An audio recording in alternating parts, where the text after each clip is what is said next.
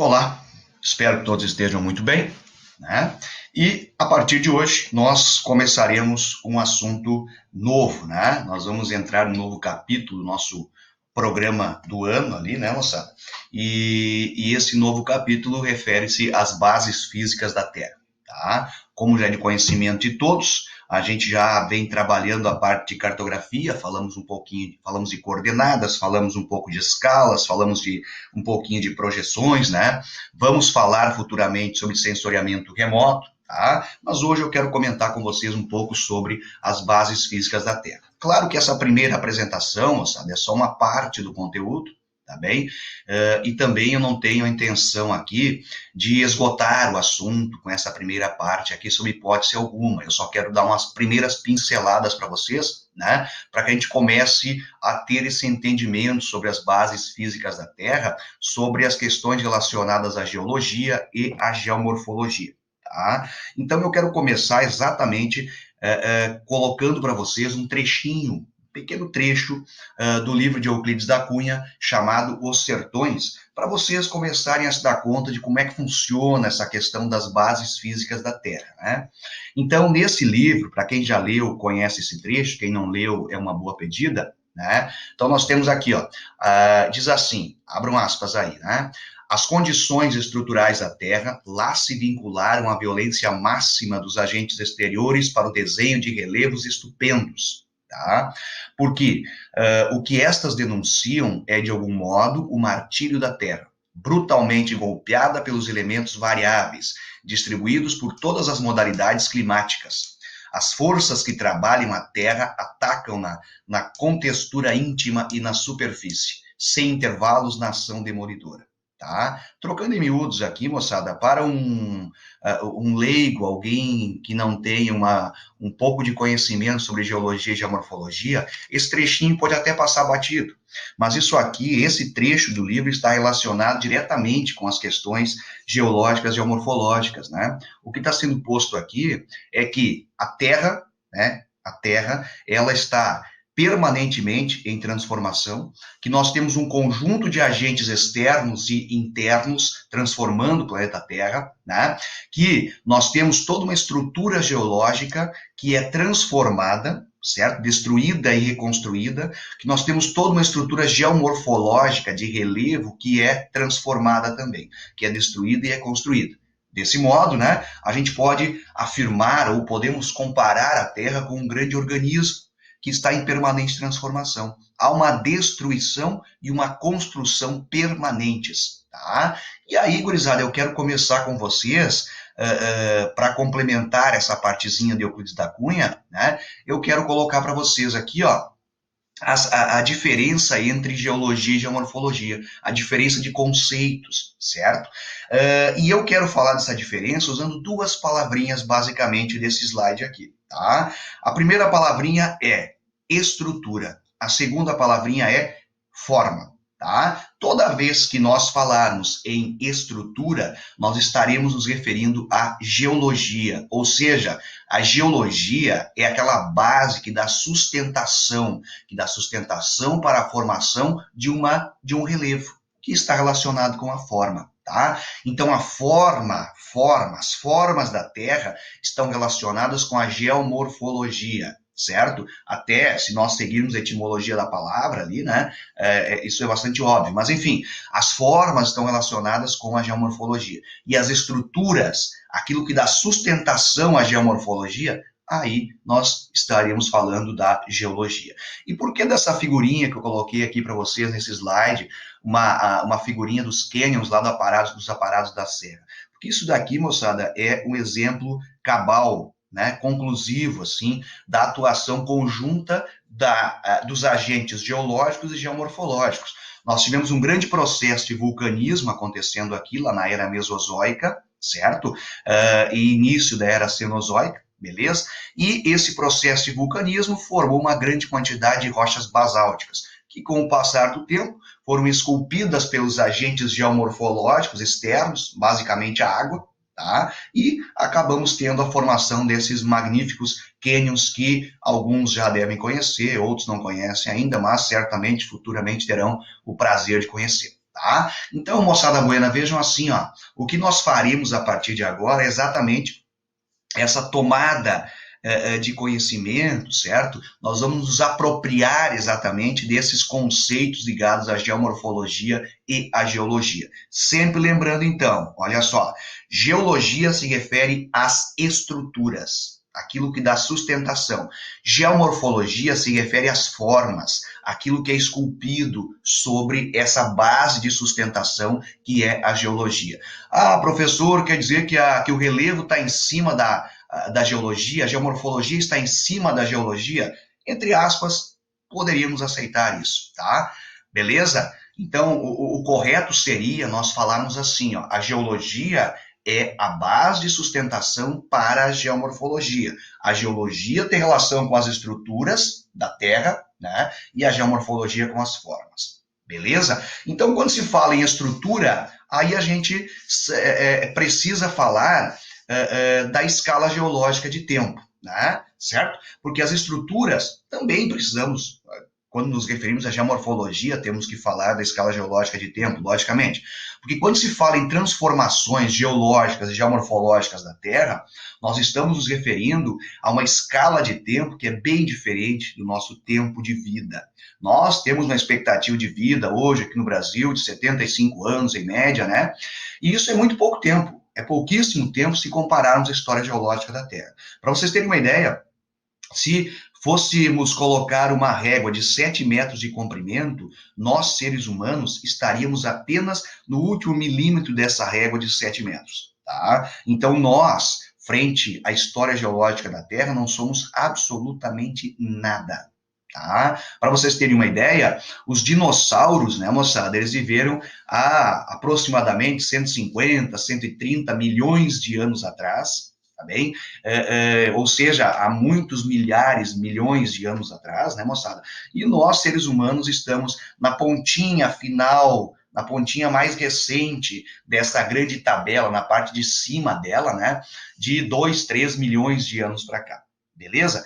Mas assim, como é que nós devemos ler essa tabela que nos mostra a escalinha de tempo geológico? De baixo para cima, tá? Ou seja, logicamente temos que ver primeiro aquilo que aconteceu primeiro e posteriormente aquilo que aconteceu posteriormente.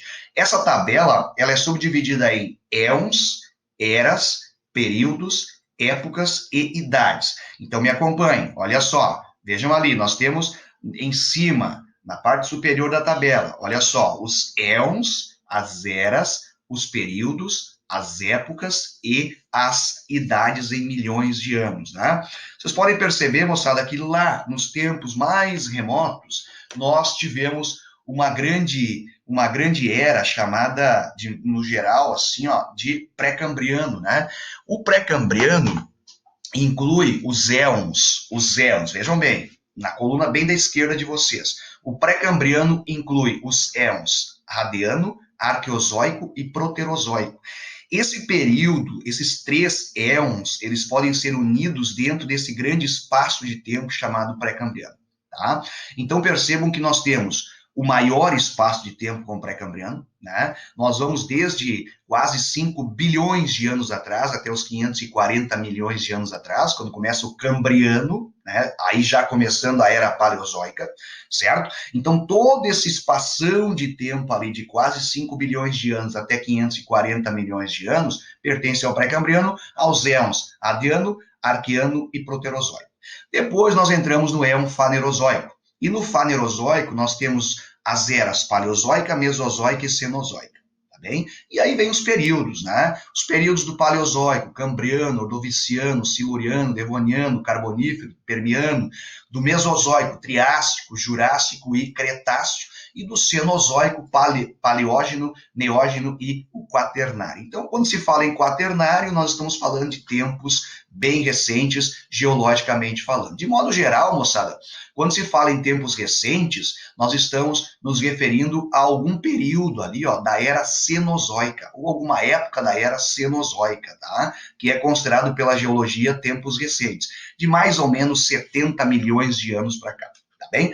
Então é dessa maneira que a gente precisa ler essa tabela. Claro que vocês não precisam decorar essa tabela, logicamente, ninguém é maluco para fazer isso.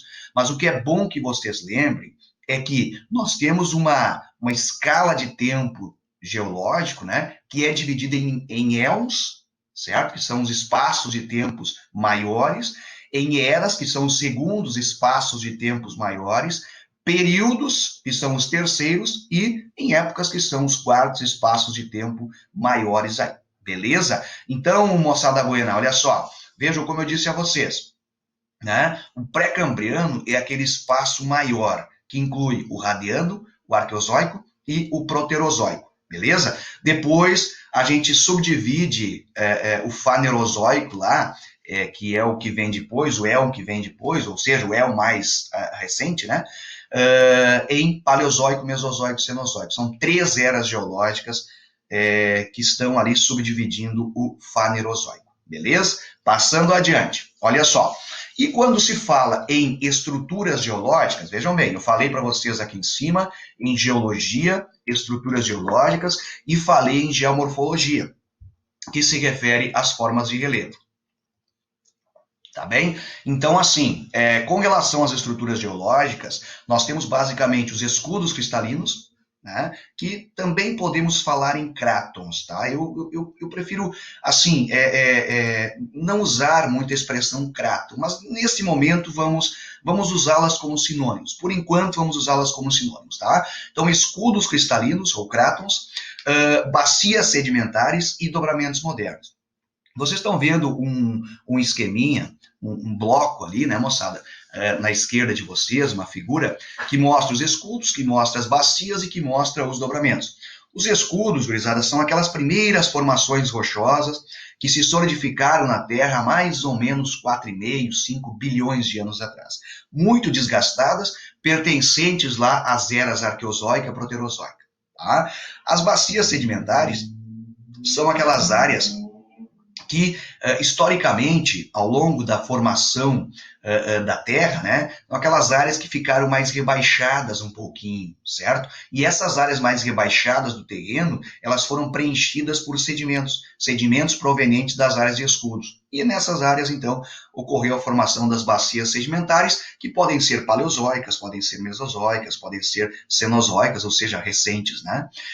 Os dobramentos modernos, que são aquelas grandes faixas de cadeias de montanhas, como é o caso dos Andes, como é o caso do Himalaia, das montanhas rochosas, né? Certo? Modernos por terem se formado em tempos geologicamente mais recentes. Mas sempre é bom lembrar que os dobramentos também podem ser antigos. Tá? Por mais que aqui a gente não tenha dobramentos antigos ou modernos, eles também podem ser antigos, beleza? Então, vejam, aqui nós temos as 3 grandes estruturas geológicas da Terra. Toda vez que nós falarmos em geologia, em base estrutural, nós estaremos nos referindo ou a escudos, ou a bacias sedimentares, ou a dobramentos modernos / antigos, tá beleza? Então é isso que nós temos para as estruturas. Quando nós nos referirmos à geomorfologia, ou a relevo, enfim, né? Aí nós estaremos falando, então, em planalto, planície, depressão, inselberg, cuesta, escarpa, mas não se preocupem que esses nomes todos a gente vai trabalhar ao longo das aulas, tá? Por enquanto eu só estou passando a base do conteúdo para vocês aqui, beleza? Seguindo adiante, eu coloquei para vocês aqui, ó, nesse slide, um grande mapa mundi, mostrando as grandes estruturas da Terra, e vocês podem perceber que o globo terrestre todo está subdividido em crátons, escudos, né? A gente está usando como sinônimo agora, escudos, bacias sedimentares e dobramentos modernos, tá?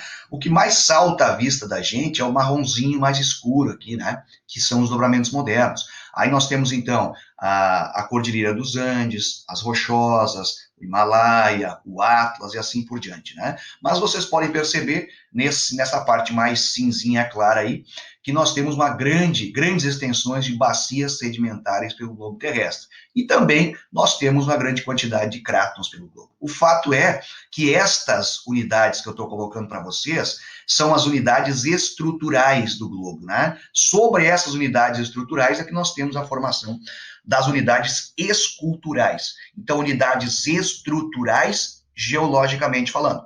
unidades esculturais, geomorfologicamente falando. Beleza? Seguindo adiante.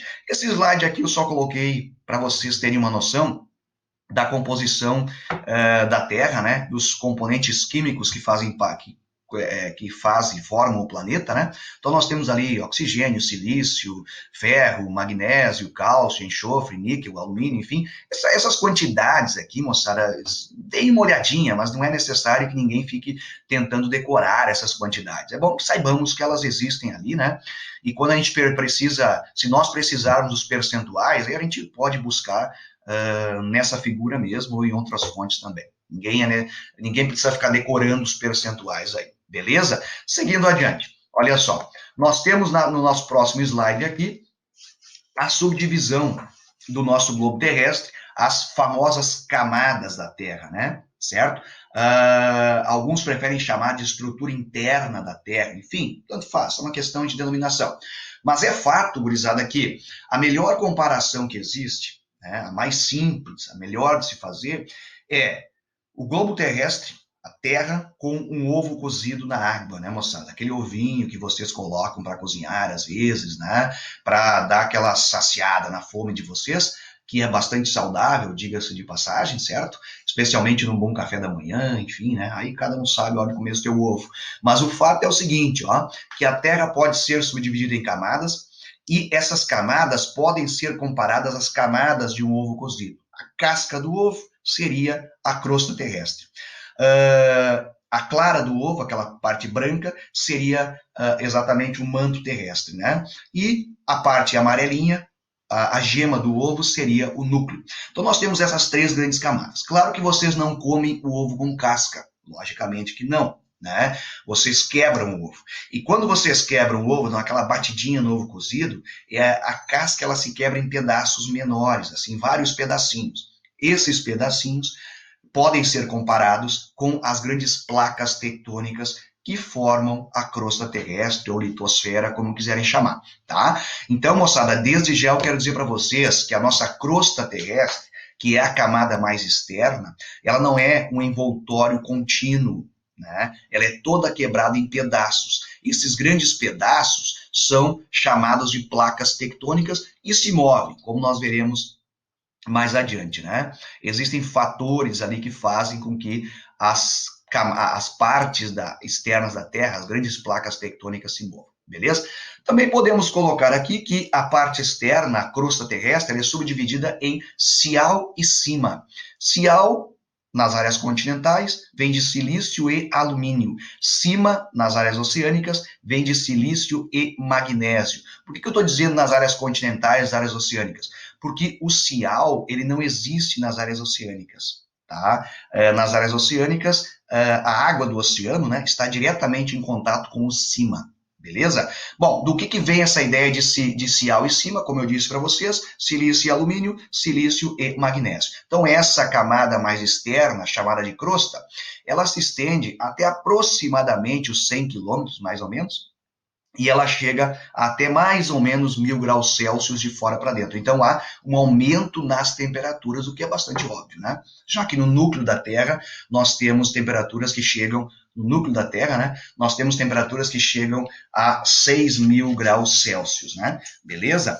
Então, gurizada, na primeira camadinha, como eu dizia para vocês, nós temos essa subdivisão em cial e cima, nós temos uma camada toda quebrada em pedaços, e nós temos essa camada, esses pedaços assentados sobre a astenosfera. A astenosfera, moçada, é onde as rochas elas começam a deixar de ser sólidas e elas começam a passar ali, elas começam a ser pastosas, né? Não líquidas, mas aquela coisa pastosa que é chamada de magma. Beleza? Então, o que acontece é que as grandes placas tectônicas estão assentadas sobre a astenosfera, que é a primeira camada, a mais externa camada do manto. Depois vem outra camada, chamada de manto interno, onde as rochas vão se tornando mais aquecidas e mais fluidas, e o manto interno, onde as rochas são bem fluidas, até os livros trazem líquidas, né? Onde as temperaturas são bem maiores, certo? E isso tudo chegando até mais ou menos 2.900 quilômetros de profundidade, tá bem? E a temperaturas de até 4.000 graus Celsius. Então, de fora para dentro, nós temos um aumento de temperatura, né, certo?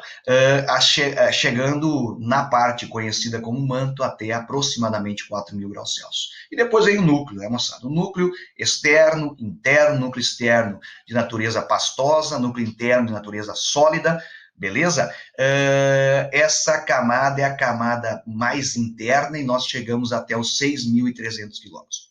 Sobre o manto, a parte conhecida como manto, eu ainda quero colocar para vocês o seguinte, olha só. Dentro do manto existem as chamadas células de convecção de magma. Tá?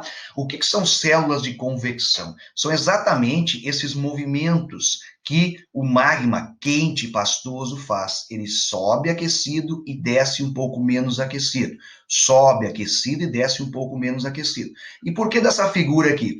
Essa figura aqui está mostrando para vocês, moçada, aqui nós temos toda a camada externa da Terra, o manto, a crosta terrestre, quebrada em pedaços. E esses pedaços, eles são empurrados adiante exatamente pelas células de convecção. Então, o que essas células têm a ver conosco, com o nosso dia a dia, com a vida das pessoas? Na verdade, moçada, para nós brasileiros que estamos no meio de uma grande placa tectônica, essas células, elas não são muito assim aparentes. A influência delas não aparece tão facilmente. Agora, para quem mora em bordas de placas tectônicas e convive com fenômenos de terremotos, de vulcanismo, aí sim, aí são as células de convecção movimentando as placas e fazendo com que esses fenômenos geológicos aconteçam, beleza? Então aqui, moçada, estão as camadinhas da Terra, tá? Eu coloquei para vocês essa figura porque eu gostei bastante dela, né? E na esquerda, vocês têm o globo terrestre como um todo, mostrando também as camadas e mostrando aqui dois nomezinhos importantes. Olha só, descontinuidade Mohorovičić e descontinuidade Gutenberg. O que é isso? É simplesmente a faixa de transição. Mohorovičić, transição da crosta para o manto. Gutenberg, transição do manto para o núcleo terrestre, beleza? E aqui embaixo vocês podem ver que eu coloquei também alguns conceitozinhos para vocês darem aquela olhada quando forem estudar esse assunto. Tá, moçada buena, beleza? Então vamos passando adiante. Aqui também tem uma tabelinha mostrando um pouquinho sobre a estrutura interna da Terra e os componentes, certo? Para vocês darem uma olhadinha de leve. E passando adiante, eu quero colocar para vocês agora o assunto rochas. Moçada, assim, ó, o que as rochas têm a ver com as estruturas internas da Terra? Na verdade, dentro do manto e dentro do núcleo, moçada, nós temos rocha derretida, nós temos magma, certo? Rocha pastosa, rocha líquida. Pois quando essa rocha solidifica, ou melhor, quando esse magma solidifica, nós temos a formação das rochas. E, meus queridos, a formação das rochas, ela começa exatamente quando, de alguma maneira, essa coisa pastosa chamada magma extrapola para a superfície e solidifica, ou solidifica ainda em contato com a crosta terrestre, ainda dentro da crosta, da litosfera aqui. Na verdade, isso tem nomes diferentes. Quando esse magma extrapola para a superfície, sai para a superfície, nós temos para esse fenômeno o nome vulcanismo. Quando o magma não chega até a superfície e solidifica dentro da Terra, ainda na litosfera, o nome desse fenômeno é plutonismo. Então, dessa maneira, nós temos o princípio na formação das rochas, né? Então, quero dizer para vocês que a primeira grande família de rochas é a família das magmáticas. Tá? Uma segunda grande família de rochas é a família das sedimentares. E a terceira grande família é a das metamórficas. Então, gurizada, são as três grandes famílias de rochas que nós temos no globo terrestre, tá bem?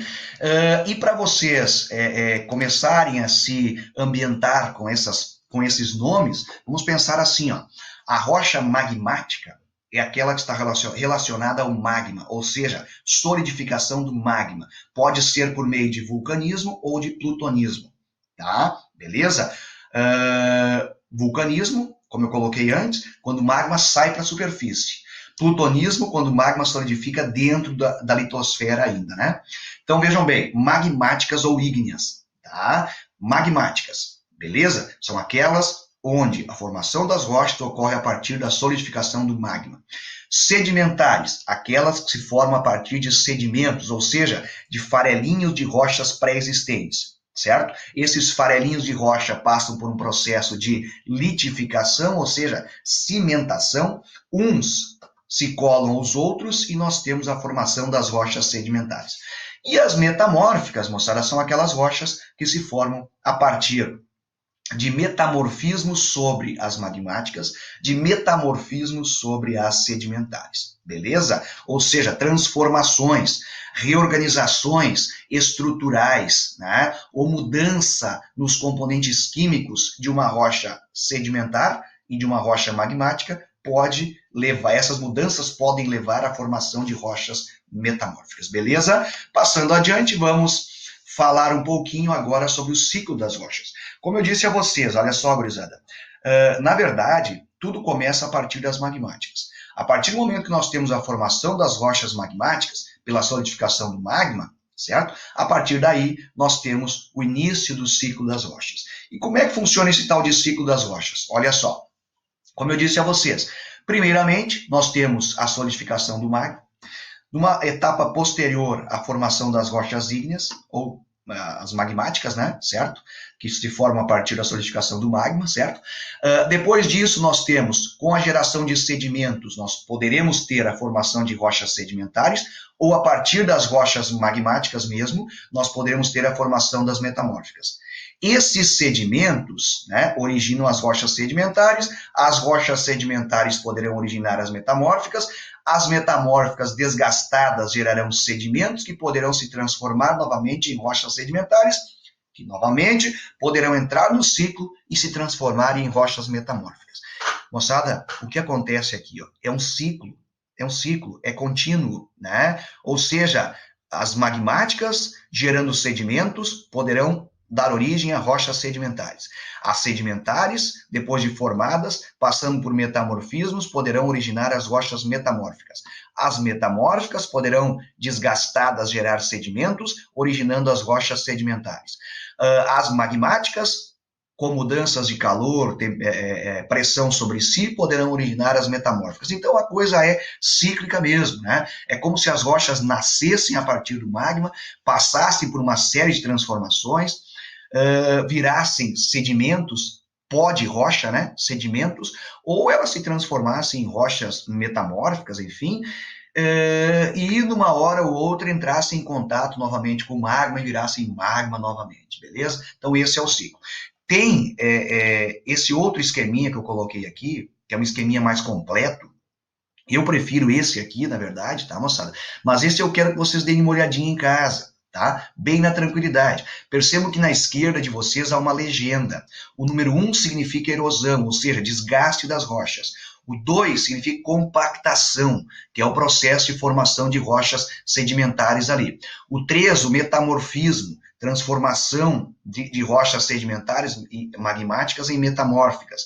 Fusão, o número 4, o contato de sedimentos ou de rochas novamente com o magma e a transformação desses, sob altas temperaturas, em magma de novo. Né? E a solidificação, transformação de sedimentos em rochas, ou a solidificação, na verdade, transformação do magma em rochas magmáticas, tá? Então, moçada buena, aqui vocês podem perceber que tudo é cíclico também. As rochas nascem, as rochas vivem, as rochas morrem novamente, tá? Então, esses dois esquemas aqui referem-se ao ciclo das rochas. Tem alguns pequenos textinhos aí para vocês darem uma olhadinha, tá bem? Mas assim, isso que parece a princípio enrolado, se vocês olharem com calma, vocês vão ver que não tem mistério. É uma rocha se transformando em outra, tá? Sedimento virando rocha sedimentar virando rocha metamórfica, rocha magmática gerando sedimento e dando origem à rocha sedimentar, ou rocha magmática dando origem à rocha metamórfica, tá? Passando adiante, aqui eu coloquei para vocês, então, alguns exemplos de cada uma das grandes famílias, né? Então, para as magmáticas, como eu já havia falado, nós temos as plutônicas, que são aquelas que se formam no interior da Terra. O grande exemplo é o granito, tá? As vulcânicas, que são aquelas onde o magma entra em contato com a superfície, com a atmosfera diretamente, e se solidifica rapidamente, que é o caso do basalto. E os exemplos estão aqui. Olha só, o granito, moçada, é uma das rochas mais queridinhas das casas, né? Todo mundo quer ter uma pedrinha de granito em casa, uma bancada de pia, um azulejo de banheiro, um móvel de banheiro, enfim, a bancada de banheiro, enfim, né, moçada? O granito é uma rocha magmática intrusiva com uma dureza muito grande. E quando ele é fatiado, né, cortado em fatias, como pão, assim, né, pão fatiado. Quando ele é cortado em fatias e polido, ele fica bonitinho, lindo, maravilhoso, brilhoso, né? Se vocês olharem por baixo da bancada da pia que vocês têm em casa, para quem tem um granito em casa, vocês vão ver que a parte de baixo não é polida. E é uma pedra toda áspera, assim, uma cor bonita, né? Mas em cima, onde ele é polidinho, ele fica maravilhoso. E esse aqui é o basalto, ó, moçada, uma rocha vulcânica, ou seja, magmática extrusiva, de grande dureza também, que é muito utilizado em calçamentos, né? Para se fabricar aqueles paralelepípedos de calçamentos, pedrinhas quadradas, né? Também é usado como pedra britada, britinha, aquela pedrinha quebradinha para se fazer concreto também, pode ser feita a partir do basalto, né? Então aqui nós temos duas rochas que são magmáticas, só que essa aqui é uma rocha magmática intrusiva, o granito, né? Com uma estrutura totalmente heterogênea, chamada de fanerítica, e aqui uma estrutura do basalto que é mais homogênea, que é chamada de afanítica. Tá? Seguindo adiante, nós temos aqui também a obsidiana, que é conhecido como vidro vulcânico, né, moçada? Que é menos interessante para o nosso dia a dia. Seguindo adiante, nós temos as sedimentares.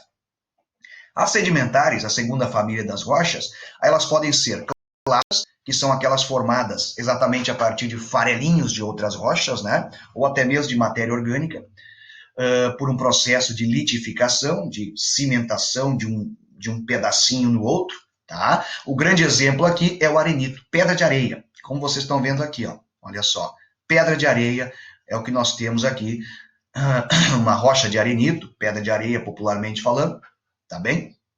Que é o nosso grande exemplo das chamadas clásticas. As químicas, o nosso grande exemplo é o calcário, mas também nós temos aí o conglomerado, o sal-gema, enfim, né? Então, moçada buena, vejam que também, ou melhor, nós temos aqui o sal-gema, o gesso e o calcário, tá? No caso das rochas de sedimentares químicas, tá bem? Então, vejam que é um outro tipo de rocha sedimentar, certo? E, por fim, as orgânicas. No caso, o carvão mineral. O carvão mineral, moçada, dê uma olhadinha nesse daqui, ó. Olha só. Carvão mineral, gurizada, ele não é o carvão do churrasco. Não confundo, tá? Carvão mineral é uma rocha formada lá no período carbonífero da era paleozoica, há uns 500, 600 milhões de anos atrás, beleza?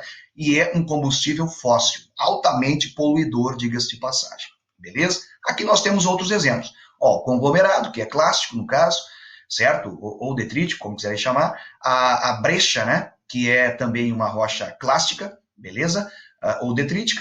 E aqui nós temos os exemplos de calcário conquífero e carvão mineral, exemplos, então, das químicas e das orgânicas. Beleza? Passando adiante.